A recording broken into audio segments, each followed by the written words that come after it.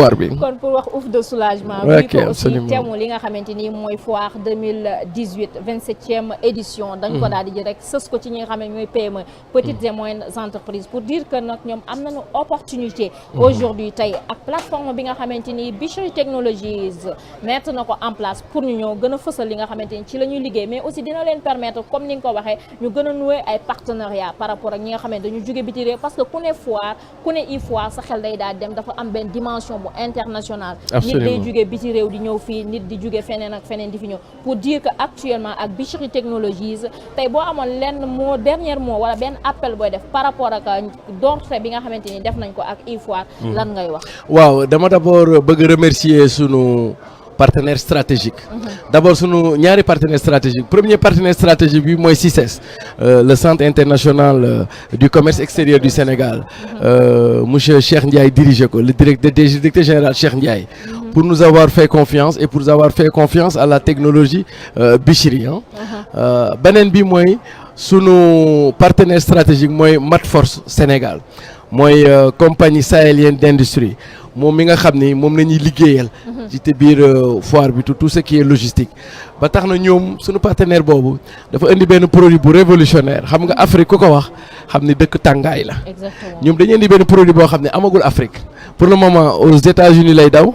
ak dans les pays asiatiques mi ngi tudd Symfony avec Y c'est un refroidisseur d'air c'est-à-dire lan mooy particularité produit bi mooy dafa mel ni climatiseur la te du climatiseur lépp lu climatiseur di bañ moom da koy nangu lépp lu climatiseur di joxe moom mën naa joxe lu ko ëpp ci nan climatiseur yi ñu xamoon fii doo ko taalee il faut nga tëj hermétiquement pour nga mën a am fraîcheur bii nag c'est le contraire d'ailleurs sax pour mu gën a fonctionner de manière optimale soo taalee il faut nga wutal ko ouverture mën nga ubbi fenêtre mën nga ubbi bunt te teewul da ngay am ci effet bi benn mooy premier atome deuxième atome climatisation yi ñu ci xamoon classique dafay consommer énergie day consommer courant lu bëri lii boo koy xayma c'est presque 1/10 bi kële di consommer loolu lay consommer troisièmement yeneen façon climatiseur yi ngeen xamoon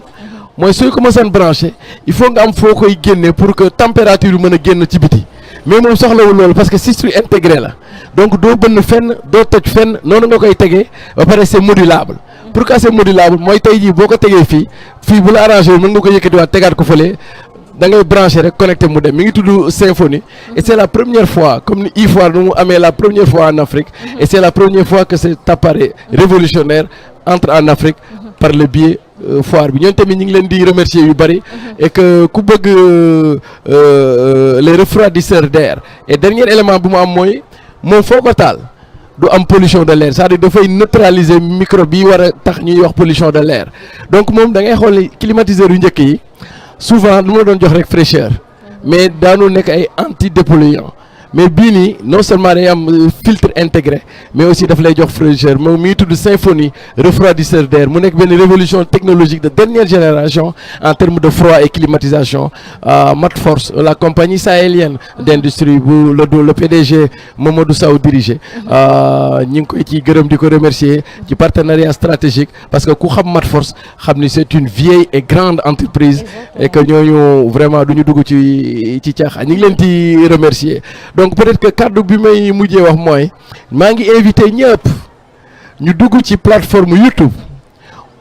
bu ñu duggee YouTube ñu tapé FIDAK 2018 di seetaan foire bi comme ni ñu ko bëggee bu leen neexee tamit mën nañ dem ci www point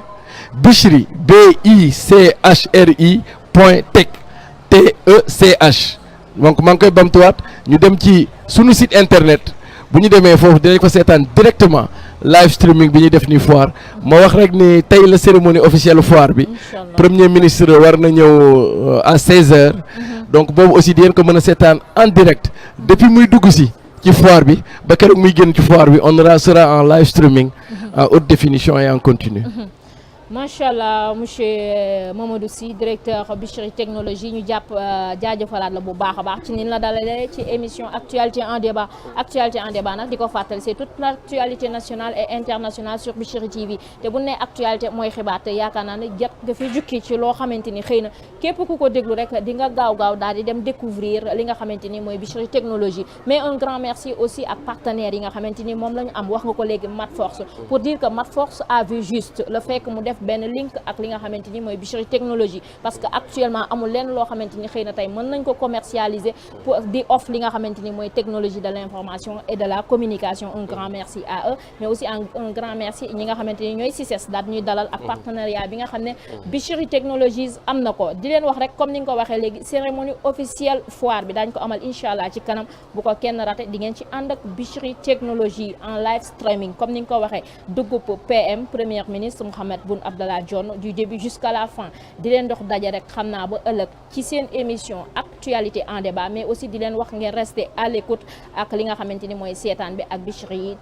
Technologie ak li nga xamante ni mooy iFoire IFIDAK.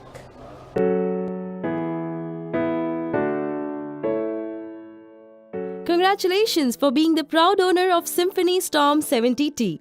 Please keep the doors or windows open for cross ventilation before you start the cooler. Otherwise, you will not get the desired cooling effect. Open this water inlet flap and fill water. Check this water level indicator while filling water.